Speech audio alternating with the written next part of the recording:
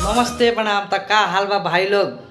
तो आज हम बात करे वाला बानी खेसारी लाल यादव के गाना के बारे में, जौन होली सॉन्ग 2025 के लेके आ गइल बड़न। बहुत ही लाजवाब, बहुत ही अच्छा गाना आइल बा भाई लोग। खेसारी लाल यादव के होली सॉन्ग आप सबके बता दी कि एल्बम के नाम बा खाली उहे रंगेला। खेसारी लाल के बहुत ही सुपर हिट गाना बा भाई लोग, खाली उहे रंगेला। भोजपुरी 2025 के न्यू होली सॉन्ग। तो एगो मोर बा भातार खाली उहे रंगेला।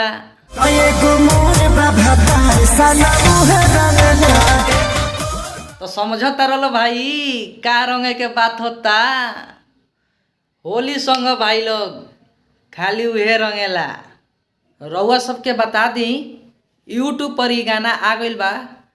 खेसारी म्यूजिक वर्ल्ड पर खेसारी लाल के खुद के चैनल पर ही गाना आइल बा होली सॉन्ग खाली उहे रंगता। तो भैया लोग ई गाना के लिखले बड़न अभिषेक भोजपुरिया और म्यूजिक डायरेक्टर जय गुरुदेवा जी बानी। बहुत ही अच्छा म्यूजिक डायरेक्टर हई आ बहुत ही अच्छा म्यूजिक बनावनी भाई लोग। जितना भी खेसारी लाल यादव के फैन बाड़ा लो तो एगो लाइक और प्यारा सा कमेंट, और वीडियो अच्छा लगल बा तो ज़्यादा से ज़्यादा शेयर कर लो भाई लोग। ऐसा ही हम गाना के चर्चा करे आवत रहनी। आ जौन गाना ट्रेंडिंग में रहेला, फर्स्ट पहला बार आवेला, वही गाना के हम रिव्यू करे आवनी भाई लोग अपना वीडियो में। तो आप सब जान लो, यूट्यूब पर सर्च करी लो खाली उहे रंगता। अगर गाना ही नहीं मिलत तो हमारा यूट्यूब के डिस्क्रिप्शन में ई गाना के लिंक बा, वहाँ से भी जाके आप सब सुन सकतनी। तो जाते जाते अपन परिचय बता दी। हम शायर में नारायण निराला, आप सबके छोट भाई।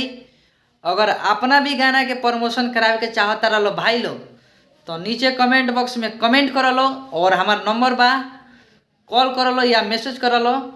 तो हर लोग इनके गाना के हम प्रमोशन कर देम बिल्कुल फ्री में। तो भाई लोग फिर मिलें अगला वीडियो में, तब तक के लिए बाय दोस्तों।